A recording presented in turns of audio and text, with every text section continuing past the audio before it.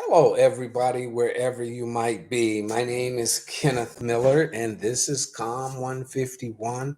And in this small group communication class, we deal with a lot of conflict resolutions. And I am going to be addressing a conflict resolution in this particular video. So here is the scenario.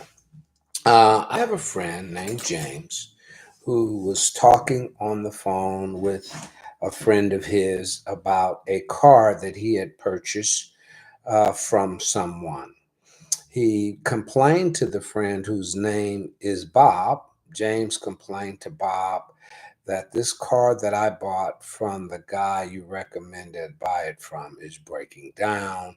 The muffler is coming off. All of the things that I thought was going to be working in proper order is not working.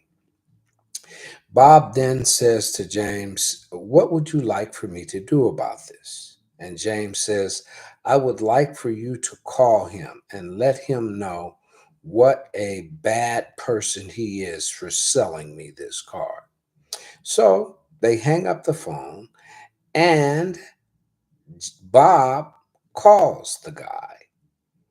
But at the time that he called the guy, he called the guy and spoke to the guy, and the guy said, "Look, I never make these kinds of mistakes. There's so many different people who I trust that put their hands on that car. That car should be in good working order." So Bob gets off the phone with the guy.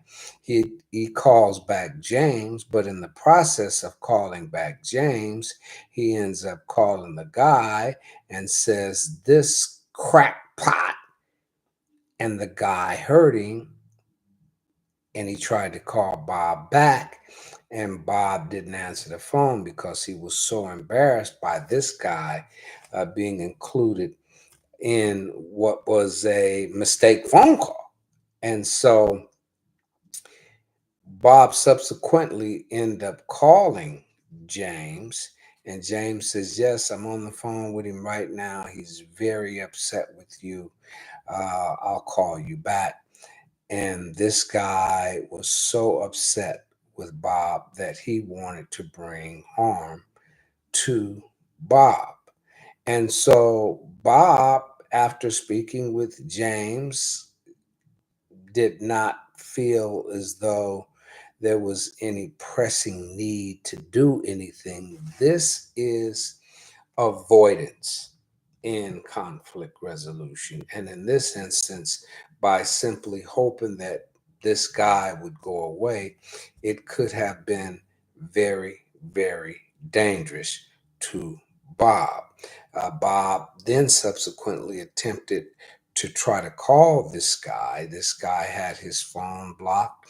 He also blocked the phone call he blocked James' number as well.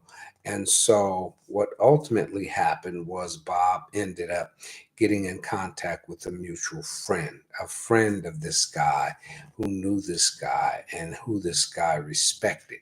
And they talked to this guy and let him know that Bob didn't mean any harm by it.